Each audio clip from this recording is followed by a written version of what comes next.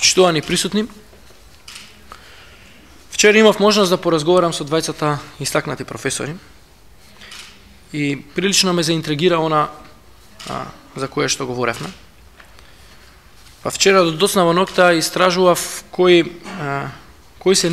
што е нивното поле на истражување, кои се нивните трудови и во кој правец размислувале и твореле.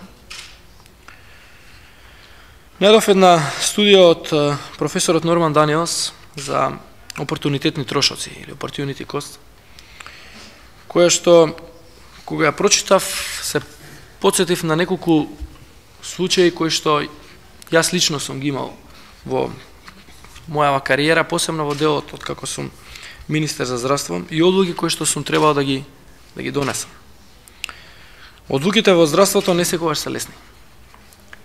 Јас се осврнав во моето излагање дека секогаш тие кои што се болни сакаат да оздрават, тие кои што се здрави сакаат да останат здрави. Но секогаш оние кои што се болни, нивната болест е најважната работа која што треба да ја решат. Вчера имавме можност да практично одбележиме една година од отпочнувањето на неонаталната кардиохирургија во Македонија. И разговаравме за тоа колку е добро што тоа е воведено. Меѓутоа, една година претходно имав една дилема која што ми беше поставена во јавност и за која што многу размислував. А тоа е поврзано практично со студијата која што имав можност да ја прочитам. А тоа е дали на позитивната листа да се стават определени лекови или на позитивната листа да се стават контрацептивни средства или да отпочнеме со проектот за неонатална кардиохирургија. Едното и другото е потреба. Но, за жал, можеме да го направиме само едното. Затоа што средствата се ограничени и треба да најдеме начин како тие средства да ги искористиме. Професорот Даниелс во студијата разгледува еден аспект на една направа која што се вградува при операција на отворено срце. Се вика left ventricular assist device. И преку студијата која што ја разработува, практично докажува дека опортунитетниот трошок за ставање за вградување на овие направи е поголем од тоа да се инвестира во друг сегмент во здравството, претежно во превенција.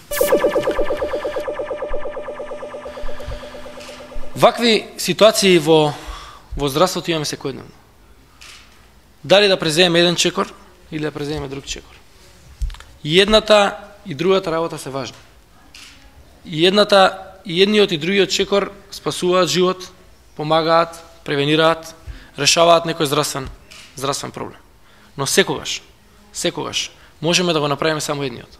Тоа е изборот кој што сите креатори на политиките го имаат пред себе.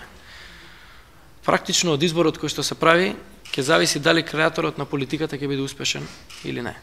Дали ќе изградиме кредибилен здравствен систем или не. Секогаш ќе има определена група која што ќе смета дека одлуката која што е донесена е грешна. Одлуката која што е донесена е погрешна и можело владата или оној кој што ја носел политиката да креира обратна политика или политика во друг правец и да го одбере она што одлучил да не го одбере. Но сепак мислам дека креаторот на политиката ќе биде во право тогаш кога ќе одлучи да преземе мерка која што ќе донесе бенефит на поголем број на граѓани или на определени вулнерабилни групи во општеството. Повторно, ќе се најде некој кој што тоа ќе го критикува. Но сепак на крај реков дека граѓаните како ултимативни оценувачи на она што го работиме, на крајот ќе имаат можност да пресудат дали политиката била успешна или неуспешна. Благодарам на вниманието.